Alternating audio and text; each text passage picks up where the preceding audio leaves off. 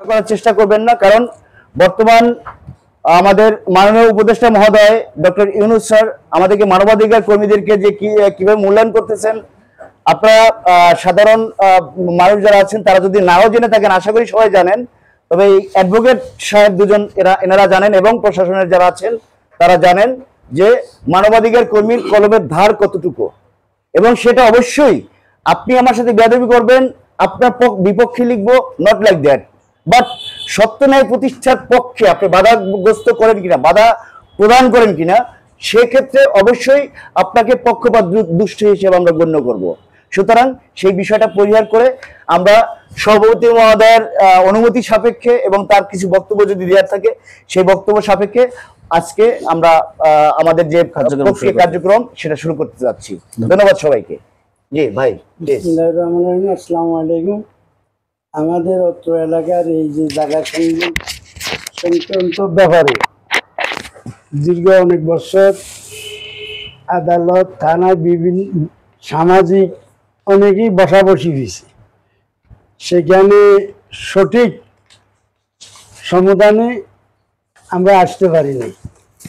এখন আজকে যে মানবাধিকার সংস্থা এবং দুইজন থানার দায়িত্বপ্রাপ্ত দারোগা বা এসআই, জি, ওনাদের বিশৃঙ্খলার জন্য কোনো মতে না ঘটে।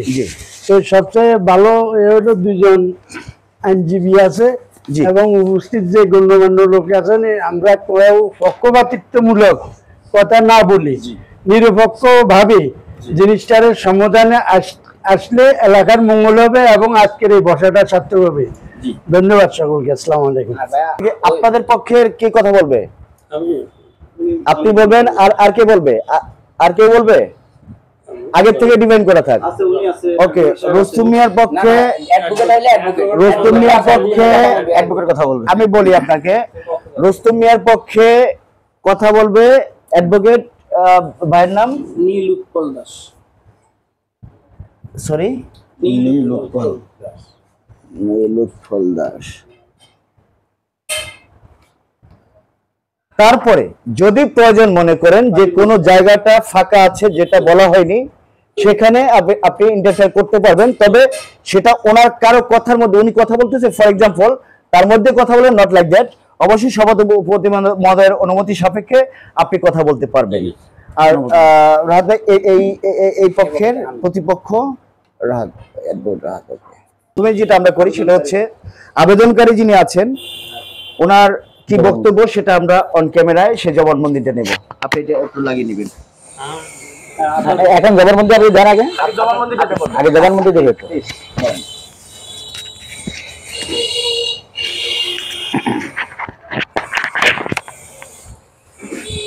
ধন্যবাদ সকলকে। আজকে সুন্দর সকালে আমরা জাতীয় মানবাধিকার ফাউন্ডেশন বা শকের উদ্যোগে এবং মনপুরা থানার কর্তৃপক্ষের সহযোগিতায় এবং আমাদের এই ইউনিয়নের চেয়ারম্যান ওনার সহযোগিতায় দুই পক্ষের রুস্তম আলী আর একটা পক্ষকে জানেন মোহাম্মদ হারুনদের জায়গা জমি সংক্রান্ত বিষয়ে আমার বক্তব্যের প্রথমেই আমি সভাপতির অনুমতিক্রমে আবেদনকারীর কিছু বক্তব্য শোনার জন্য প্রথমে নিবেদন করব। আবেদনকারীর বক্তব্যের শেষে তার সাথে সংযুক্ত করব। উনি আপনার চাচা, কেমন আছে রাহাত ভাই? আমি তো ওনার পক্ষ না, উনি আপনার চাচা, ওনার ছেলেরা সবাই দেশের বাইরে থাকে, মেয়েরাও বিয়ে হয়ে গেছে, সবাই বাইরে আছে।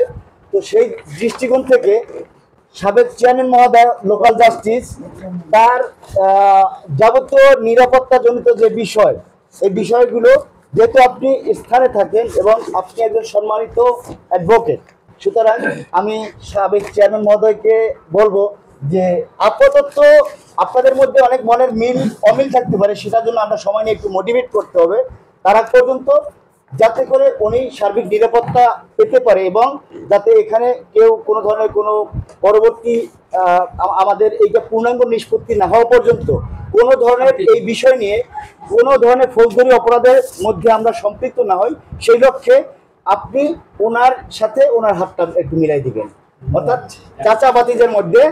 আল্লাহ হেফাজত করে। উনি কিন্তু শক্ত করে ধরছে, আপনি ওনার তাকান। মনে কষ্ট আছে নাকি? মনে করে কষ্ট নাই? আলহামদুলিল্লাহ, আলহামদুলিল্লাহ, আলহামদুলিল্লাহ।